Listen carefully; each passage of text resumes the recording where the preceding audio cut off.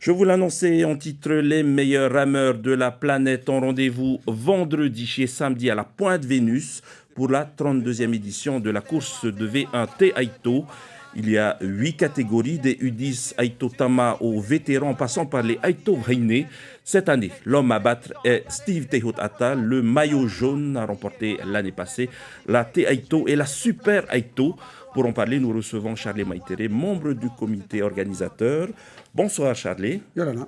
Alors les inscriptions à la T Aito se sont terminées le 12 juillet, mais ont été définitivement validées hier. Combien de Aito vont s'affronter sur le plan d'eau et surtout, combien de nations seront représentées? Alors, 1055 enregistrés, compétiteurs, toutes catégories confondues, environ 5 pays représentés internationaux.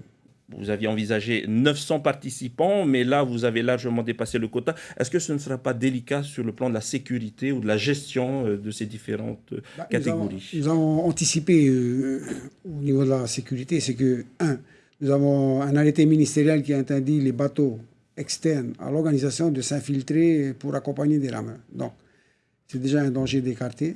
Et nous avons splitté, au fait, la catégorie des masters, des hommes, puisqu'on a arrivé des chiffres comme affolant entre 800 et 900. Donc, on les a éclatés. Donc, ça donne des courses entre 500 et 450 compétiteurs. Donc, c'est plus léger.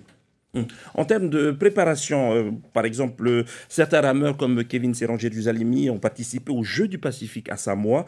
Est-ce que c'est un avantage ou un inconvénient d'avoir participé à cette grande compétition avant la Aito? Je pense que c'est plus un choix aussi. C'est plus un choix. Mais il a pris les Jeux du Pacifique parce qu'il y a quand même une course d'endurance qui s'est déroulée. Donc, 16 km, c'est une bonne petite préparation pour le Aito quand même. Je pense que son programme, il a basé là-dessus. Donc cette année, tu parlais de l'organisation, la municipalité a également étendu les zones de stationnement, donc il sera possible de se garer sur la route. Oui, mais sur un seul côté de la route.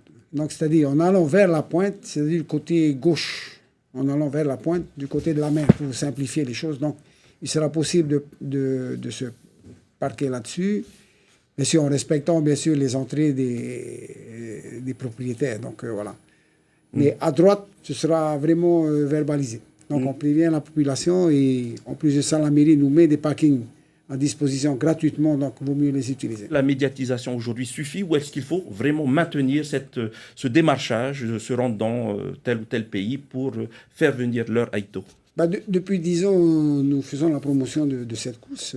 C'est ce qui engendre quand même une venue des étrangers, des rameurs étrangers, et que le niveau dans le Pacifique monte. D'ailleurs, les résultats des Jeux du Pacifique montrent bien que les pays autour de nous progressent. Et l'engagement des Aito organisés, par exemple, donc la première édition a été à Aotearoa, c'est que le Aito de Nouvelle-Zélande et de tel ou tel pays viennent ici au Aito de Tahiti. Donc voilà, c'est un peu le mini-tour qu'on a envisagé, qui va se projeter dans le temps par un réel tour.